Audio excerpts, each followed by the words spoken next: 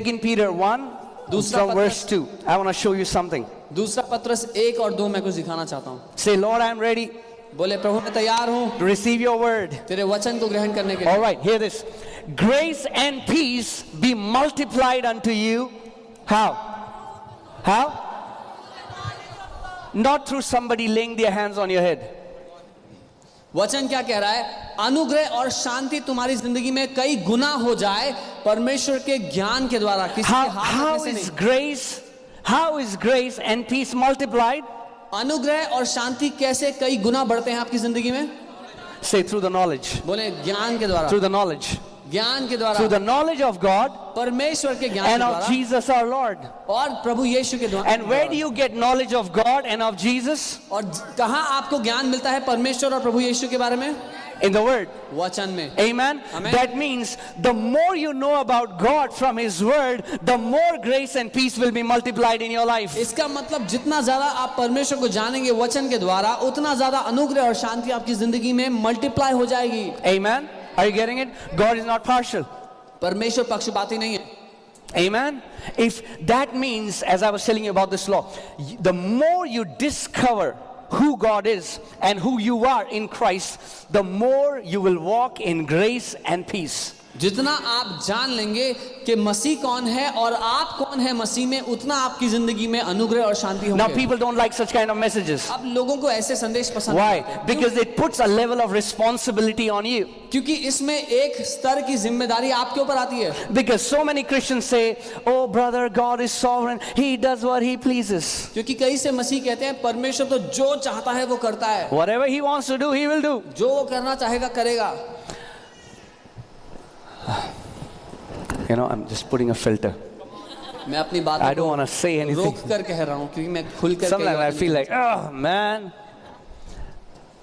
Turn to your neighbor and say, neighbor, अपने पड़ोसी को देखे कहे पड़ोसी. don't be ignorant. अज्ञान मत रहना. Don't be ignorant. अज्ञान मत रहना. You cannot be ignorant of the word of God and walk as a champion. परमेश्वर के वचन के बारे में अज्ञान रहकर कोई जयवंत जीवन नहीं जी सकता. God cannot bless ignorance. परमेश्वर अज्ञानता को आशीष नहीं दे सकता. You know why? पता है क्यों?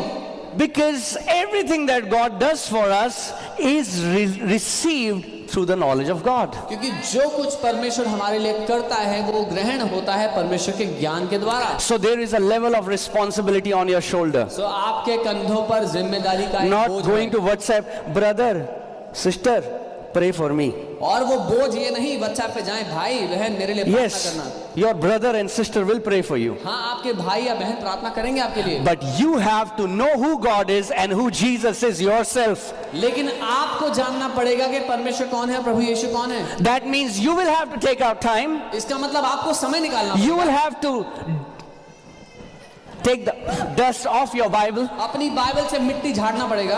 and open it उसको खोलना पड़ेगा. and dedicate time और to know who God is through His Word. समय निवेश करना पड़ेगा कि आप जान पाओ कि प्रभु है कौन. Amen. Everybody wants a shortcut these days. हर एक को आज छोटा रास्ता चाहिए. There is no shortcut in the kingdom. राज्य में कोई shortcut Come on, turn to your neighbor. Say, neighbor, देखिए पड़ोसी, there is no shortcut in the kingdom. राज्य में कोई छोटा रास्ता नहीं है. Amen. Yeah. There is only one shortcut, and that is the shortcut to hell. एक ही छोटा रास्ता है और वो छोटा रास्ता नरक को जाता है. Amen. That's how people slip and they slide very quickly. But if you want to climb a mountain, it takes continuous effort, it takes consistency, it takes discipline. और वो रास्ता है जहाँ पर लोग फिसल करके नरक में पहुंच जाते हैं. लेकिन अगर आपको पहाड़ों पर जय पानी उन पर चढ़ना है तो आपको निरंतर अपने जीवन में अग्रसर होना पड़ेगा. Amen. We are not called to slip and fall. We are called to climb up and possess mountains. हम फिसल कर गड्ढे में गिरने के लिए नहीं, लेकिन हम बढ़कर पहाड़ों पर चढ़ने के लिए, जय पाने के लिए बुलाए गए. Amen. So that means if you're telling anybody, can you pray for me that God may multiply my grace? You're wasting your time. अगर आप किसी से कह रहे हैं कि मेरे लिए प्रार्थना करो कि मेरी जिंदगी में अनुग्रह बढ़ जाए, तो अपना समय बर्बाद कर रहे हैं आप. Amen. Because grace and peace is what? Say multiplied. क्योंकि अनुग्रह और शांति क्या होते हैं? मल्टीप्लाई हो जाते हैं. Man, when grace and peace multiplies in your life, you will not know what depression means. जब अनुग्रह और शांति आपकी जिंदगी में मल्टीप्लाई हो जाएंगे, आपको पता ही नहीं होगा डिप्रेशन क्या होता है। Because you know what grace multiplied is? आपको पता है अनुग्रह जब मल्टीप्लाई हो जाता है वो क्या होता है? Multiplied grace is called favor. जब अनुग्रह मल्टीप्लाई हो जाए तो Amen. उसको तरफदारी कहते हैं। Now, grace, saving grace is for every believer, उद्धार के बचाने के लिए अनुग्रह वो हर एक के लिए है। right? But few have possessed multiplied grace. लेकिन कुछ लोग हैं जिन्होंने अपनी जिंदगी में बढ़ोतरी की बेदारी या तरफदारी पाई है। Multiplied grace is favor, and when you walk in favor, man, you will be distinguished from others. और जब आप तरफदारी में जिएंगे तो आप दूसरों से अलग आपकी जिंदगी पता लगेगी। And this is the year of multiplied favor in the name of Jesus. और ये साल है जब हमारी जिंदगी में तरफदारी कई गुना महानता से बढ़ेगी। But you have a part to play. लेकिन उसमें आपका योगदान है। Amen. Amen. You have a part to play. Say, I have a part to play. बोले मेरा हिस्सा है इसमें। Nobody can do your part. कोई आपका हिस्सा नहीं कर सकता। Your husband cannot do your part. आपके पति आपका हिस्सा Your नहीं कर wife cannot do your part. आपकी पत्नी आपका हिस्सा Your नहीं कर kids सकती। cannot do your part. आपके बच्चे आपका हिस्सा Your नहीं कर pastors and leaders cannot do your सकते। part. आपके पास्टर अगुवा नहीं कर Now सकते। hear this. And even God will not do your part. यहाँ तक कि परमेश्वर भी नहीं करेगा आपका हिस्सा। Amen. आमीन। God has done his part. परमेश्वर अपना हिस्सा करता He has released his grace. है। उसने अपना अनुग्रह दे दिया। Now he's waiting for you. अब वो आपके ऊपर वेट कर रहा है। You are not the waiting party. आप इंतजार नहीं कर रहे। Many people say, when will God heal me?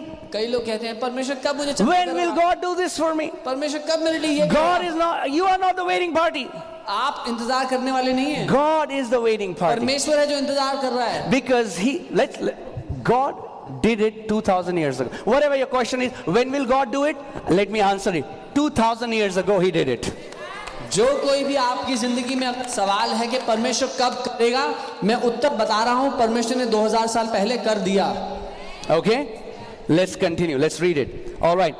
As his divine power has given us. What? Has given us. और लिखा है जैसे उसकी ईश्वरीय सामर्थ्य ने हमें सब कुछ दे दिया है। Focus on the tense. किस काल में लिखी गई ये बात? Not that he will give us. ये नहीं लिखा कि दे देगा, Has given us. दे दिया है। Religion has a habit of putting things into future that God has put in the past. धर्म की बुरी आदत है वो बातें जो परमेश्वर ने इतिहास में कर दी आपके साथ पहले ही, उनको उठा करके भविष्य में रख दो। Breakthrough is coming. ओ छुटकारा आएगा, Breakthrough will come. एक दिन आएगा। I have a news for you. एक खबर है मेरे पास आपके लिए। Breakthrough came 2000 years ago. छुटकारा 2000 साल पहले ही आ गया था। Amen. Your answer is not in the future. आपका उत्तर भविष्य में नहीं है, Your answer is in the past. आपका उत्तर इतिहास में है। God has, see, the Bible says, let God be true and every man a liar. Do we believe that? Can God lie? No. Bible कहती है परमेश्वर सच्चा और हर एक मनुष्य झूठा ठहरे। क्या परमेश्वर झूठ बोल सकता है? Now tell me, if God says he has given us how many things? अगर परमेश्वर कहता है कि उसने हमें सब चीजें दे दी हैं, How many things? कितनी चीजें? And I've taught you, right, that all in Greek and in Hebrew means all. और मैंने आपको सिखाया है कि जो सब का अर्थ यूनानी और इब्रानी में है, सब ही है। But then the question comes, if God has given us all things, why are we not walking in that reality? लेकिन सवाल ये उठता है, अगर परमेश्वर ने हमें सब चीजें दे दी हैं तो हमारी जिंदगी में वो सब चीजें क्यों दिखाई नहीं दे रही हैं? Because many Christians are not aware about it. They do not have the knowledge that they have been given all things. क्योंकि बहुत सारे विश्वासी इस बात के लिए अनजान हैं कि उनको सब कुछ दे दिया गया है पहले ही। See, for example, Danny, can you come here? उदाहरण के लिए, Okay, for example, I take 10,000 rupees and I put it in his pocket. मैंने 10,000 लेके उनकी जेब में डाल दिया। Okay, have I given him 10,000 rupees? क्या दिया है? Yes. हाँ, दिया। But he is not aware about it. पर मान लीजिए उनको नहीं पता, Will he be able to use that 10,000? क्या वो उसका इस्तेमाल कर पाएंगे? Right? Thank you. So, knowledge of what belongs to us is very important for you to walk in your inheritance. तो हमारी जो विरासत है उसको जान लेना बहुत महत्वपूर्ण है हमारे लिए, ताकि अपने जीवन में विरासत में जी पाएं। Otherwise you'll cry all your life, God, when will you give me? And God says in His word, I already have. लेकिन आप अगर ऐसा नहीं जानेंगे तो जिंदगी भर रोते रहेंगे, परमेश्वर कब मुझे दोगे, और परमेश्वर अपने वचन में कह रहा है मैंने सब कुछ दे दिया है। Amen. It's so sad that most Christians are deceived about believing what prayer is. ये बहुत दुखद है कि बहुत से विश्वासी मानना नहीं चाहते कि प्रार्थना है क्या। I don't think there is any believer who doubts that God has the power to heal. मुझे नहीं लगता कोई भी विश्वासी ये शक करता हो कि परमेश्वर के पास शक्ति नहीं है चंगा करने की। Everybody believes that God has the power to heal, God has the power to set people free. हर कोई ये मानता है कि परमेश्वर के पास शक्ति है चंगा करने की, लोगों को छुड़ाने की। But many believe लेकिन कई ये मानते हैं, He is not doing it for us. कई लोग ये मानते हैं कि वो हमारे लिए कर नहीं रहा We है, have to persuade Him to do it for us. हमें उसको किसी तरह से राजी कराना पड़ेगा कि वो कर And they. they think prayer is persuading God to move for us. और लोगों को लगता है कि प्रार्थना है परमेश्वर की को रजामंद कराना कि वो हमारे We लिए कुछ have करे। to convince, oh God, look at my tears. हमें किसी तरह से परमेश्वर को राजी करना है कि परमेश्वर मेरे आंसुओं को तो देख लो। Right?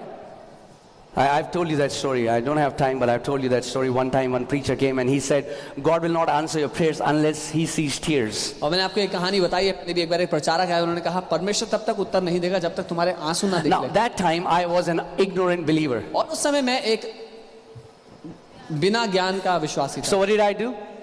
तो मैंने क्या किया, I tried to get tears in prayer. मैंने आंसू लाने की कोशिश किया। God, prayers are not answered because they are mixed with tears. Prayers are answered because they are mixed with faith. प्रार्थनाएं इसलिए उत्तर नहीं होती क्योंकि उनमें आंसू मिले हुए हैं, प्रार्थनाएं इसलिए उत्तर होती हैं क्योंकि उनमें विश्वास मिला हुआ है। You know, one time God told me, He said, son, you don't have to convince me, you have to convince your heart. एक बार परमेश्वर ने मुझसे कहा, बेटा तुझे मुझे राजी करने की जरूरत नहीं है, अपने दिल को राजी कर ले। Amen? It's not like God is, no, मैं नहीं दूंगा, मैं नहीं दूंगा. You're like, God, please, no, मैं नहीं दूंगा. Please. Okay? God is not a girlfriend, boyfriend. ये रुठाने मनाने का खेल नहीं है, परमेश्वर गर्लफ्रेंड नहीं है, He is a good father. वो एक अच्छा पिता है। And He has already given us all things. वो एक बहुत अच्छा पिता है और उसने सारी बातें पहले ही हमें दे दी हैं। That pertain, okay, some people say, yeah, brother, but they are all spiritual things, okay? और कई लोग कहते हैं, हाँ भाई जो दिया है वो आत्मिक चीजें हैं। Let's read, सिर्फ पढ़ते हैं, okay? ठीक है। That pertain to life and godliness. जो कुछ जीवन और भक्ति से संबंध रखता है, Life and godliness. जीवन और ईश्वरीय जीवन। Think about this. If you take an apple seed, अगर आप सेब का बीज लें, you sow it in the ground, उसको मिट्टी में बो दें, right? After a few years, you see this huge, beautiful apple tree with all the beautiful apples in it. कुछ सालों बाद आप देखते हैं कि एक बहुत बड़ा सेब का पेड़ है, उसमें सेब लगे हुए हैं बहुत सारे। Where were apples? सेब कहाँ थे वो सारे? In the seed. उस बीज में। So whatever was needed was already implanted in the apple seed, even when it looked tiny. सो जो कुछ चाहिए था उस बड़े पेड़ पर फल और सब कुछ के लिए, वो सब कुछ पहले से ही उस बीज के अंदर पैक था। Everything was already in the apple seed. सब कुछ पहले ही उस बीज के अंदर था। Now look at your body. अपने शरीर को देखो, Bones, you know, हड्डियां हैं, muscles, मसल्स है, heart, दिल है, liver, लिवर है, brain. दिमाग है। Where was this? कहाँ था ये सब कुछ? This was in a single cell, ये in सब that कुछ, seed. It was already in that. ये सब कुछ एक सिंगल सेल में, एक सीड And में the था। Bible says we are born not with corruptible seed, but we are born again with the incorruptible seed of the Word of God. और Bible कहती है कि हमने जो ये नया जन्म पाया है ये विनाशी बीज से नहीं लेकिन परमेश्वर के अविनाशी बीज से पाया है। When you got born again, जैसे ही आपने नया जन्म पाया, everything that you would need in this life and for godliness was already deposited in that seed. जो कुछ आपको इस जीवन को भरपूरी जीने के लिए और ईश्वरीय जीवन जीने के लिए जो कुछ चाहिए था सब कुछ उसमें था। So that means now you don't have to convince God a bit. इसका मतलब आपको रत्ती भर भी परमेश्वर को मनाने की जरूरत Prayer नहीं। is not about persuading God. अब मुद्दा परमेश्वर के पीछे उसको राजी कराने के लिए भागना नहीं True है। prayer is partnering with God so that you can receive from Him which already belongs to you. सच्ची प्रार्थना है परमेश्वर के साथ सहभागिता करके उसको हासिल करना जो उसने पहले ही आपको दे दिया है। Amen. That's why Jesus said in Mark 11:24, when you pray, do what? Try to convince me. When इसीलिए you pray, believe. The reason many people are not getting the answers is because their heart doesn't believe. मरकुस 11:24 यीशु ने कहा जब तुम प्रार्थना करो तो ये कहा क्या कि मुझे मनाने की कोशिश करो, नहीं, उसने कहा धन्यवाद करो क्योंकि पहले ही मैंने तुम्हें दे दिया है। लेकिन बहुत सारे विश्वासियों के दिल ये बात नहीं मानते। Amen. Are you getting this, church? See, Jesus is teaching us a principle to receive answers. यीशु उत्तर पाने का सिद्धांत सिखा रहे हैं। Okay? He said, when you pray, उसने कहा जब तुम प्रार्थना करो believe. विश्वास करो। Believe what? क्या विश्वास करो? That it's already yours. कि वो You तुम्हारा हो have चुका already है, received it. तुम्हें मिल चुका है। And if you can believe that you have received it, it shall be yours. और अगर तुम मान लोगे कि तुम्हें मिल गया है तो तुम्हारा हो जाएगा। Amen. Do you read anywhere in this scripture that Jesus is saying you have to persuade God? क्या आपको कहीं पर भी दिख रहा है कि यीशु कह रहा है कि परमेश्वर को मनाना पड़ेगा? But you ask any believer about prayer, they think when they are praying, they are trying to arm twist God or they are trying to persuade Him to do things for them. लेकिन आप किसी भी मसीह से पूछ लीजिए प्रार्थना क्या है तो वो बताएंगे जी परमेश्वर को मनाना है। वो ऐसा जैसे वो परमेश्वर की बाजू मरोड़ रहे हैं कि जो चाहिए दे दे। Are you getting it? So that's what God told me. Son, you don't need to convince me, you need to convince your heart. परमेश्वर ने मुझसे यही कहा, बेटा तुझे मुझे मनाने की जरूरत नहीं, अपने दिल को मना ले। Amen. If you can believe अगर आप मान सकते हैं that God has already given it to you, परमेश्वर ने आपको वो दे दिया है, you will have it. तो वो आप पा लेंगे। Amen. And I've already taught it, but we don't have time, so let's go ahead. Okay. Let's go to the next verse. अगली आयत पर चलते हैं। All right. Not this one. 2 Peter 1. 2 Peter 1:3. Hallelujah. Are we learning something? Okay. कुछ सीख रहे हैं? All right. As His divine power, again, Apostle Peter is again stressing, as His divine power, और प्रेरित पत्रस दोबारा कह रहे हैं जैसे उसकी ईश्वरीय सामर्थ्य ने has given to us, हमें right? सब कुछ दे दिया है। Now hear this. How? कैसे? But how will you walk? Through, how will they work? Through the knowledge of Him who called us by glory and virtue. पर ये कैसे मिलेगा, कैसे हमारी जिंदगी में दिखाई देगा? उसके ज्ञान के द्वारा, उसकी ज्ञान की पहचान के द्वारा जिसने अपनी महिमा और सद्गुण के अनुसार हमें बुलाया। Okay, that means it's very important that you know what belongs to you. इसका मतलब ये बहुत महत्वपूर्ण है कि आप जान लें कि आपका हिस्सा क्या है। So let me say it this way.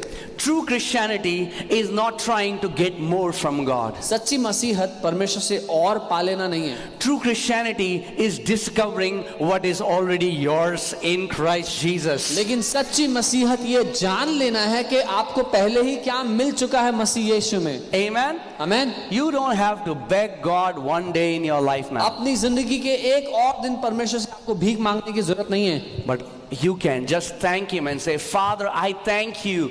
All that I need has already been provided for me. लेकिन आप उसका धन्यवाद दे सकते हैं, पिता जो कुछ मुझे कभी भी आवश्यकता थी वो आपने पहले ही मुझे दे दिया है। Amen. And I receive it. और मैं उसको ग्रहण करता हूं। Right? All right. Revision. All right? Okay. Some people say, how long will you teach faith? कई लोग कहते हैं कब तक विश्वास सिखाएंगे आप? Until you get it. जब तक आप विश्वास में जीना ना शुरू कर दें। पूरी तरह। If your children go to a school, अगर आपके बच्चे एक स्कूल जाएं, do you want the teachers to just teach them a new lesson every day, or do you want teachers to make sure that the kids learn what the teacher is teaching? क्या आप ये चाहेंगे कि आपके बच्चे के जो teacher हैं वो आपके बच्चे को हर रोज कुछ नया सिखाते रहें, चाहे वो सीखे ना सीखे, या फिर ये कि आपके टीचर जो सिखा रहे हैं वो आपका बच्चा सीखे? A teacher's responsibility is to make sure that kids are learning what they are teaching. एक टीचर की जिम्मेदारी ये है कि जो वो सिखा रहा है वो बच्चे सीखें। Amen. आमीन। And here God has appointed me as a teacher of His word, so I have to make sure that you are getting what I'm teaching. So I'll keep on doing the revision unless you get it. और यहाँ पर परमेश्वर ने मुझे एक teacher रखा है और मेरी जिम्मेदारी है कि मैं आपको तब तक सिखाऊं जब तक आपकी जिंदगी में आप उसमें चलने ना लग जाएं। Amen. Revision. How is grace and peace multiplied? कैसे अनुग्रह और शांति आपकी जिंदगी में कई गुना बढ़ेगी? Through the knowledge of God. परमेश्वर के ज्ञान How do you get that knowledge? Through the word. कैसे मिलता है ज्ञान? वचन से। Not through a vision, not through a dream. दर्शन या स्वप्न के द्वारा नहीं। Let me hear it. Let me say that again. ध्यान से सुनना। Some of the weird Christians that I've met are the ones who claim they see a new vision every day, and they are the most weird Christians that I've met. कई जो अजीब से मसीहों से मैं मिला हूं उनको रोज दर्शन दिखाई देते हैं। Amen. Not denying visions, they are powerful. But what I'm saying is, if you meet somebody who sees vision every time they pray, a big red signal. मैं ये नहीं कह रहा कि दर्शन स्वप्न वो बहुत शक्तिशाली है, लेकिन अगर कोई ऐसा है जिसको हर समय दर्शन दिखता है तो वो बहुत दिक्कत की बात है। God's word is the prime way He speaks to His kids. परमेश्वर का वचन प्राथमिक तरीका है परमेश्वर का बात करने का अपने बच्चों से। Amen. God's word उसका is the वचन prime way. उसका प्राथमिक तरीका है। Not visions, दर्शन नहीं, not dreams, स्वप्न नहीं, not audible voices, सुनाई देने वाली आवाजें नहीं, but His word. लेकिन उसका वचन। Amen. Amen. And then you will get these experiences. If I can say it this way, I'm sorry, I'm going to, I just have to make, compressing. All right. So, when you eat a cake, और तब सारे अनुभव आपके हो सकते हैं। जब आप एक केक खाते हैं, right?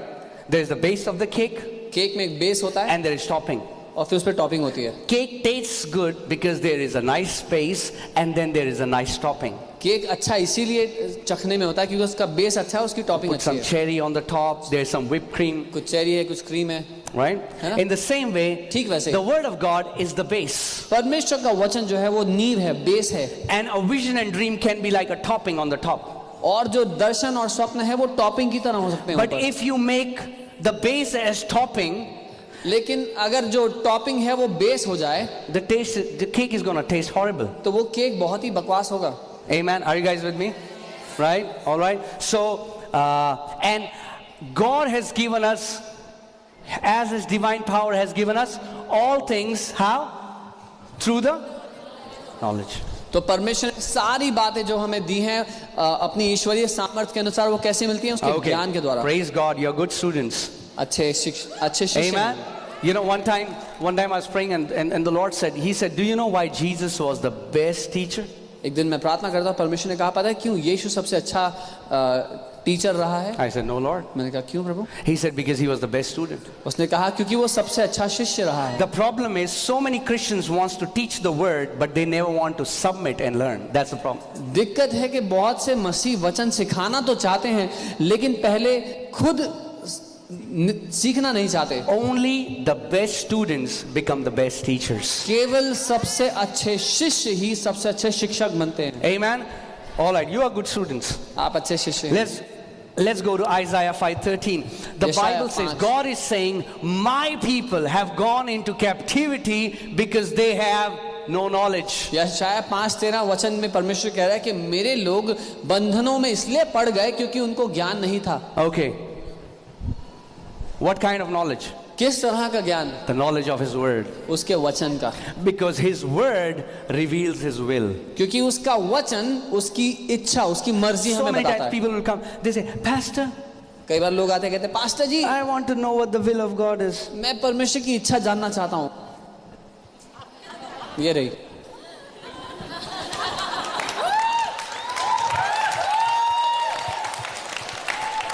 This is the will of God. ये परमेश्वर की इच्छा है। It is written is the लिखी will of हुई God. है कि ये परमेश्वर की इच्छा है। Amen. You want to know His will? आप उसकी इच्छा जानना चाहते हो Know अपने His लिए? word. उसके वचन को पढ़ो। Amen. So Bible is saying because believers have no knowledge of the word, they have gone into captivity. Bible कह रही है क्योंकि विश्वासियों के पास वचन का ज्ञान नहीं है वो बंधनों में पड़ गए हैं। And then there are teachings that have put so many to graves. Then there are teachings preached from pulpit that has put many Christians to grave. और बहुत सी शिक्षाएं पुलपिट से मिली हैं मसीहों को जिनके कारण वो कब्र में चले गए हैं। They go into captivity and then people preach that it is God. It has come from God. लोग बंधनों में पड़ जाते हैं और फिर प्रचार ये किया जाता है कि परमेश्वर की ओर से है। Oh, it's your testing period, brother. ओ ये आपके परखे जाने का समय है भाई। God doesn't test you. It's Bible says the tempter came. It's Satan who comes to test your faith. परमेश्वर आपको नहीं टेस्ट करता, परमेश्वर आपको नहीं परखता। बाइबल कहती है वो परखने वाला यीशु को परखने आया। शैतान है जो आपको परखता है। Amen? Are you guys with me? No evil thing has ever come from God or will never come from God. कोई बुरी बात ना तो कभी परमेश्वर से आई है और ना ही कभी आएगी। Amen? All right. So, hear this. If people who have no knowledge, they go into captivity. अगर वो लोग जिनके पास कोई ज्ञान नहीं वो बंधन में पड़ते हैं, What happens to people who have knowledge? तो उन लोगों का क्या होगा जो जिनके पास ज्ञान है? They do not go into captivity. वो बंधन में नहीं पड़ेंगे। Right? Is it okay? Is it clear? It's simple. साफ है, आसान Right? है। If you don't want to go into captivity, अगर आप बंधन में नहीं पड़ना चाहते then make a commitment तो ये ठान लें that I will grow in the revelation knowledge that comes from the Word of God. कि मैं परमेश्वर के वचन के जो प्रकाशन से ज्ञान मुझे मिलता है उसमें मैं बढ़ूंगा। Okay, let's go to Philemon 1:6. Philemon 1:6। Okay, let me teach you how your faith can become energized and effective and powerful. मैं आपको दिखाना चाहता हूं कैसे आपका विश्वास शक्तिशाली हो सकता है, प्रभावशाली हो सकता है। Amen.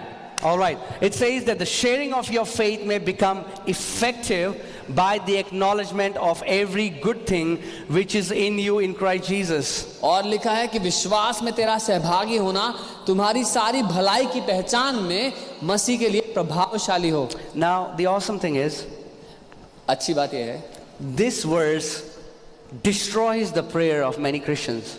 ये वचन बहुत से मसीहों की प्रार्थना को बर्बाद कर देता है। Oh God, O Prabhu ji, there is no good thing in us. ओ हम में कोई अच्छाई नहीं है प्रभु। Read the word. वचन पढ़ो, Read the word. वचन पढ़ो। Oh God, O Prabhu ji, nothing good comes from us. हमसे तो कुछ अच्छा Oh, we आता are ही नहीं bad, है। we हम are तो evil, बुरे we are हैं, this, दुष्ट and we are हैं, that. ये हैं। We have no good. कोई Well, the भलाई Bible नहीं। says बाइबल कह रही है there are many good things in you बहुत सी अच्छी बातें हैं because you are आपके in अंदर, Christ Jesus. क्योंकि आप मसीह में हैं। Amen. आमीन। Let's read it again. दोबारा पढ़ते हैं। And not only there are good things in you, the Bible is saying you have to acknowledge those good things. और सिर्फ इतना ही नहीं कि आपके अंदर अच्छी बातें हैं, बाइबल कहती है कि उनको मान लो जो आपके अंदर हैं अच्छी It's बातें। sad that so many Christians are only acknowledging their weakness. दुख की बात है कि अधिकतर मसीह अपनी बुराइयां ही जानते हैं। Oh God, or sometimes they're just confessing their sin, they're acknowledging their sin. और अधिकतर लोग जब प्रार्थना कर रहे हैं तो अपने पापों को बोल रहे हैं। If your faith becomes effective by acknowledging the good things, that means your faith becomes ineffective when you acknowledge your weaknesses.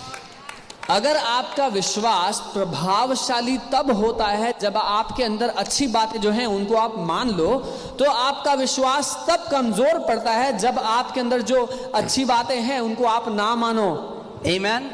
And again, the word acknowledgement comes from the Greek word epignosis, which means full knowledge. और मान लेना या जो पहचान शब्द है वो एपिग्नोसिस शब्द से आता है, जिसका मतलब है पूरी जानकारी होना।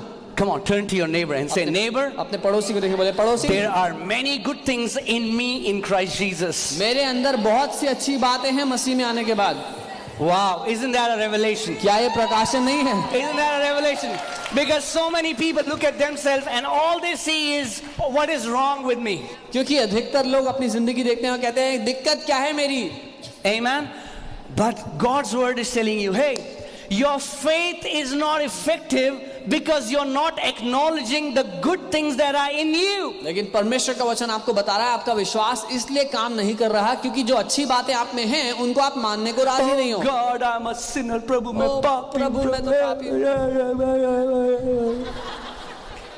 Stop such nonsense prayers.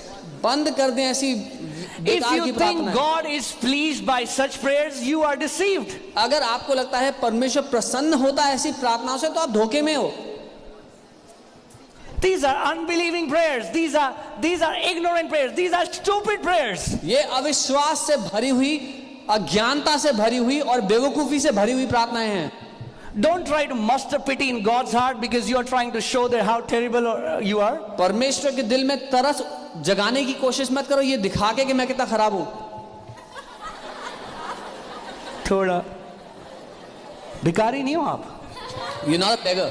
You are God's sons and daughters. आप परमेश्वर के बेटे और बेटियां हो। You are sons and daughters. आप परमेश्वर के बेटे And बेटियां हो। sons and daughters don't beg, they demand.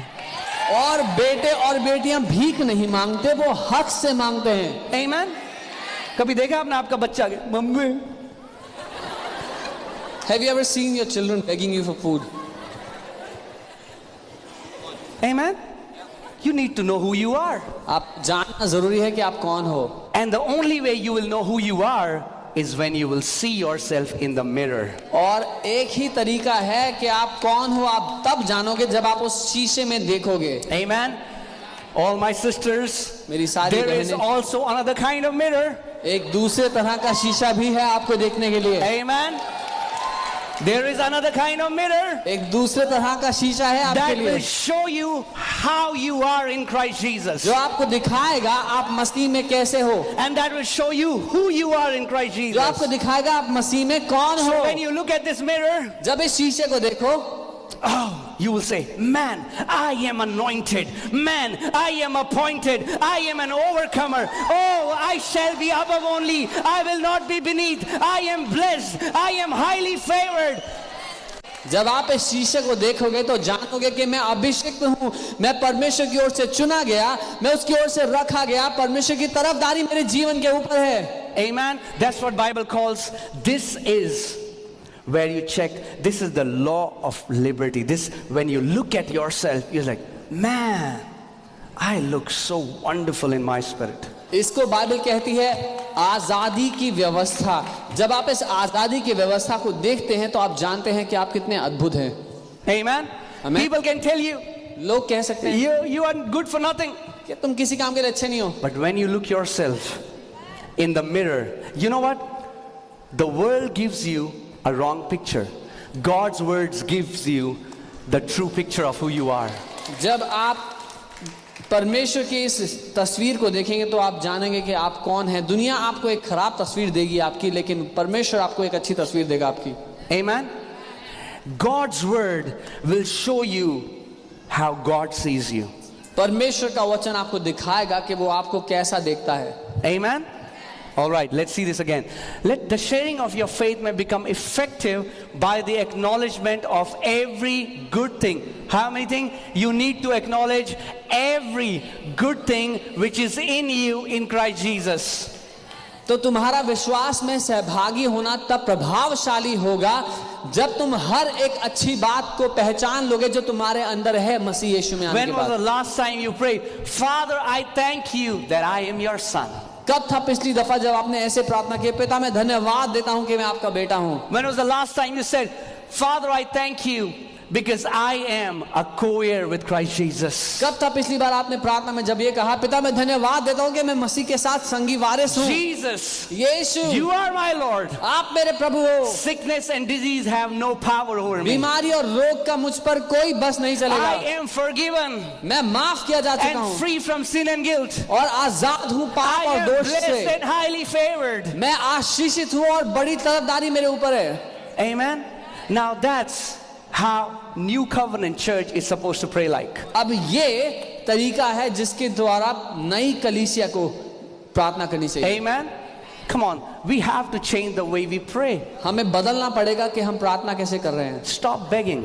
भीख मांगना बंद करो। Stop begging. भीख मांगना बंद करो। God doesn't like when you beg. परमेश्वर को बिल्कुल पसंद नहीं जब आप भीख मांगते हैं। Would you like if your kids come to you and beg? आपको पसंद आएगा आपके बच्चे आपसे भीख मांगे आके? Imagine you have guests. Like, कल्पना करें घर पे मेहमान आए हुए हैं। हमारी बेटी बहुत अच्छा गाना गाती है, हमारी बेटी गाना गा के सुनाएगी हमको। Our daughter sings very well, she'll sing. बेटा इधर आओ, मम्मी खाना नहीं है, मम्मी भूख लग रही है।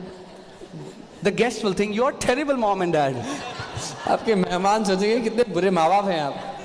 The kids have to beg for food. बच्चों को भीख मांगनी पड़ती है खाने के लिए। Jesus said, if men being evil know how to be good to their children, how much more will Heavenly Father be good to us? यीशु ने कहा जब मनुष्य बुरे होते हुए भी जानते हैं कि कैसे अपने बच्चों के साथ भलाई करनी है, तो कितना ज्यादा हमारा स्वर्गीय पिता हमारे साथ भलाई करेगा, क्योंकि वो अच्छा है। Amen. And why are so many Christians begging? क्यों कई मसीह लोग भीख मांग रहे हैं? Because they have no knowledge. क्योंकि उनको कोई ज्ञान नहीं है। Because they think it's God who is not giving them what they want. क्योंकि वो समझते हैं परमेश्वर है जो रोक के रखा हुआ जो वो मांग रहे हैं। So remember this. I pray Holy Spirit will put it in your heart, so that every time you pray, God, when will you do it? You will hear my voice 2,000 years ago, 2,000 years ago, 2,000 years ago.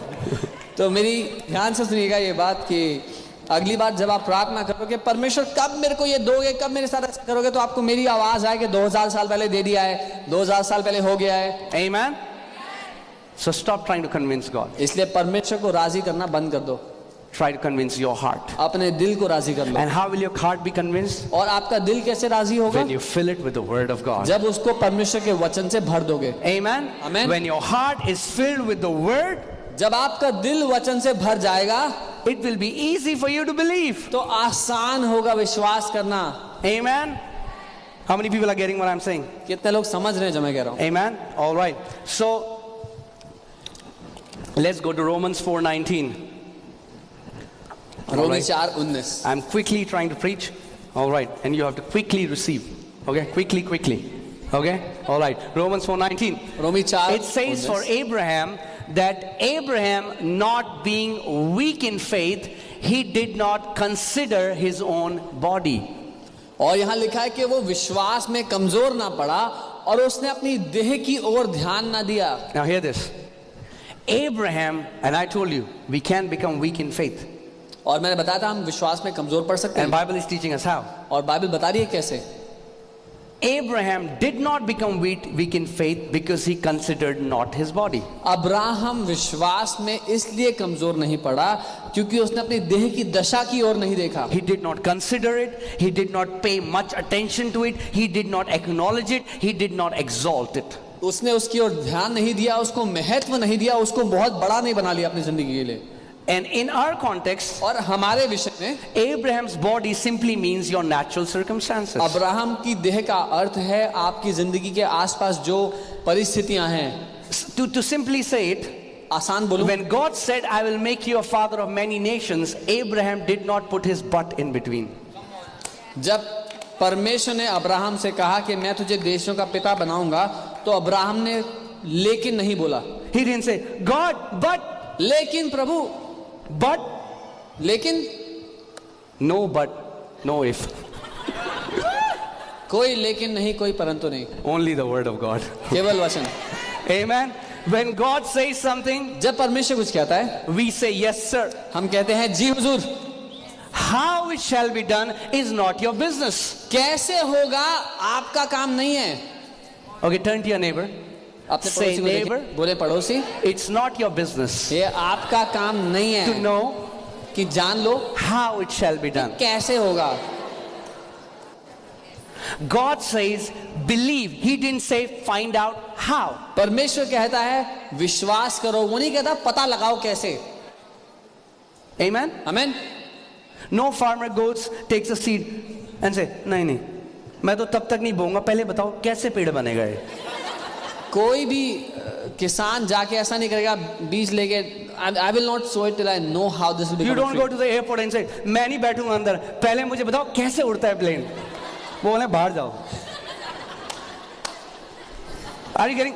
How reasoning will weaken your faith? हमारा जो ये कैसे है हमारे विश्वास को कमजोर करता है। If God says something, you believe it. अगर परमेश्वर कुछ कहता है तो आप उसको मान लो। Put a period, don't put a comma and but. वहां पर पूर्ण विराम लगा दो, कॉमा मत लगाओ, लेकिन मत लगाओ। Amen. That's why Jesus said, only believe.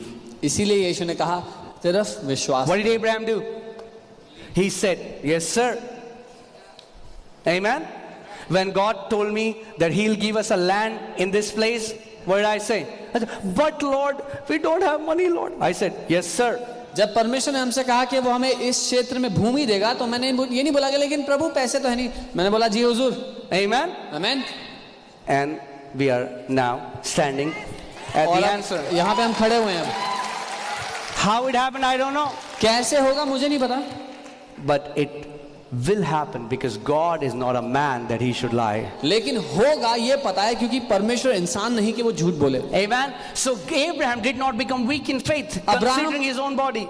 Abraham विश्वास में कमजोर नहीं पड़ा अपने शरीर की दशा को देखते हुए. Amen. He was not saying, God, वो नहीं कहता प्रभु old, अरे बुढ़ा हो old. गया, मैं बुढ़ा हो गया प्रभु. Prayer is not trying to inform a misinformed God.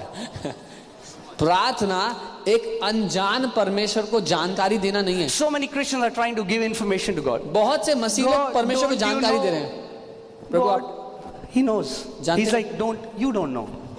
Prabhu I तो know. जानता है, आप नहीं जानते हो. I know, you don't वो know. कह रहा है मैं जानता हूँ, You तुम नहीं don't know जानते what हो. my word says. That's why you're begging like this. तुम नहीं जानते मेरा वचन क्या कह रहा है, इसीलिए ऐसे भीख मांग रहे हो. Amen. Right? So what did Abraham do? Abraham did not consider his own body, which was already dead. That means naturally it was impossible for Abraham to become a father. Abraham ने अपने शरीर की दशा को नहीं देखा जो पहले ही मरी हुई थी. मतलब अब्राहम इस लायक नहीं था कि वो पिता बन सके. Abraham didn't say, उसने ये नहीं कहा God actually, प्रभु असल में God, you actually don't know. आपको पता नहीं है इसलिए. I went to Batra Diagnostics. मैं बत्रा डायग्नोस्टिक गया था. I think I need to show you the report. शायद आपको रिपोर्ट दिखानी पड़ेगी. See my report. See Prabhu what मेरी the रिपोर्ट doctor देखो. says. देखो डॉक्टर ने क्या बोला है. God doesn't care what your report says. प्रभु को परवाह नहीं है आपकी रिपोर्ट में क्या लिखा है. Amen. Are you getting what I'm saying? Let सुन रहे me हो? say it again. God doesn't care what your diagnostic report says. Prabhu His को- word is alive and powerful. प्रभु को परवाह नहीं है आपकी रिपोर्ट में क्या लिखा है. उसका वचन जीवित है और शक्तिशाली है. Amen. His word is impregnated with life. If you can receive it, if you can believe it, it will be your reality. उसका वचन जीवन से भरा हुआ है. अगर उसके वचन को आप ग्रहण कर लो, मान लो, तो वो आपकी हकीकत बन जाएगा. Amen. Abraham did not. And if we keep ourselves in his place, that means whatever you're facing right now, do not consider the natural circumstances. Let them not become a hurdle for God's word to come to pass. और Abraham ने अपनी शारीरिक दशा को ना देखा. ठीक वैसे ही आप भी आपकी शारीरिक दशा, आपकी जिंदगी के आसपास क्या परिस्थितियां हैं, उनको ना देखें. Amen. All right, let's. And he was dead. Sarah's womb was dead. और अब्राहम पिता नहीं बन सकता था और सारा का गर्भ भी मर चुका था. That means no way it was इसका happening. मतलब कोई तरीका ही नहीं था. Right? Sometimes God says, I'm going to give you business. कई बार परमेश्वर कहता है मैं तुझे व्यवसाय दूंगा. Right? Now you know, it cannot happen with me naturally, but अगर नहीं हुआ तो चोपड़ा अंकल के पास चलूंगा. और अब मैं जानता हूँ कि मेरे साथ वैसे तो नहीं हो सकता, but if it doesn't happen, I'll go to Chopra ji. Chopra uncle के पास भी कुछ नहीं है. Chopra uncle also doesn't That happen. was Abraham's situation. Abraham का ये हाल था. He was dead. वो मरा हुआ था Sarah's womb was also और dead. सारा का गर्भ भी मरा हुआ था. It wasn't possible. संभव ही नहीं था. Right? But God's word has the power to make impossible possible in your lives if you can simply believe it like a child. लेकिन परमेश्वर के वचन में वो शक्ति है कि वो जो असंभव है उसको संभव बना दे, अगर आप मानने को राजी हो तो. Okay, I'm gonna teach you a very powerful principle. Are you ready? मैं कुछ बहुत ही शक्तिशाली सिखाने वाला हूँ. तैयार हैं? He did not waver at the promise of God through unbelief. वो परमेश्वर के वायदे से डगमगाया नहीं अविश्वास के कारण. He was not saying होगा या नहीं होगा. वो ये नहीं कह रहा था will it happen or not. Right? He was steadfast. वो डट कर If खड़ा था. God has said it, अगर परमेश्वर ने बोल दिया है, heaven and earth shall pass away, but one dot of his word will by no means pass away. तो स्वर्ग और पृथ्वी चाहे टल जाएं, लेकिन उसके वचन का एक बिंदु तक नहीं टलेगा पूरा हुए बिना. That's what the Bible says in Isaiah 55. God says, so shall my word be that comes out of my mouth. It shall not return to me void. यशाया 55 में उसका वचन कहता है, मेरा वचन ऐसा ही होगा जो मेरे मुंह से निकलता है. Amen. So Abraham did not waver at the promise of God, Abraham परमेश्वर के वायदे से डगमगाया नहीं, but was strengthened in faith. लेकिन विश्वास में मजबूत Say होता रहा. strengthened in faith. बोले मजबूत होता रहा विश्वास में. Abraham did not become weak in faith, Abraham विश्वास में कमजोर नहीं पड़ा considering his natural circumstances, अपनी शारीरिक दशा को देखकर, but he was strengthened in faith. लेकिन वो विश्वास में मजबूत होता Man, गया. this is one of the most powerful secrets if you can learn it from the ये Bible. सबसे शक्तिशाली सिद्धांतों में से है, अगर आप सच में सीख लें ये सत्य. Amen. How did he become strong in his faith? Abraham कैसे मजबूत हुआ विश्वास में? Giving glory to God. परमेश्वर की महिमा करता Now रहा। hear this. How many children had God given him when he was giving him glory? मैं पूछता हूँ, परमेश्वर ने अब्राहम को कितने बच्चे दे दिए थे जब वो परमेश्वर की महिमा कर रहा था? Some people say, जब प्रभु हमारे लिए वो कर देगा ना, तब हम कलीसिया के उसकी महिमा करेंगे। कुछ लोग कहते हैं when the Lord will do this for us, then we'll come to the church and we'll glorify His name. नहीं, महिमा पहले करते हैं। We glorify Him first. You give him glory when you are still in that situation. आप तब उसकी महिमा करते हैं जब आप उस परिस्थिति में ही हैं। And when you give him glory in the midst of that situation, it strengthens your faith. और जब उस परिस्थिति में होने के बावजूद आप उसकी महिमा करते हैं तो वो आपके विश्वास को मजबूत करती है वो बात। Amen. I mean, like, oh man, if you can learn this. So many people complain in that time. बहुत से लोग उस समय में शिकायतें लगाने लगते हैं। They grumble. God, when will you do it?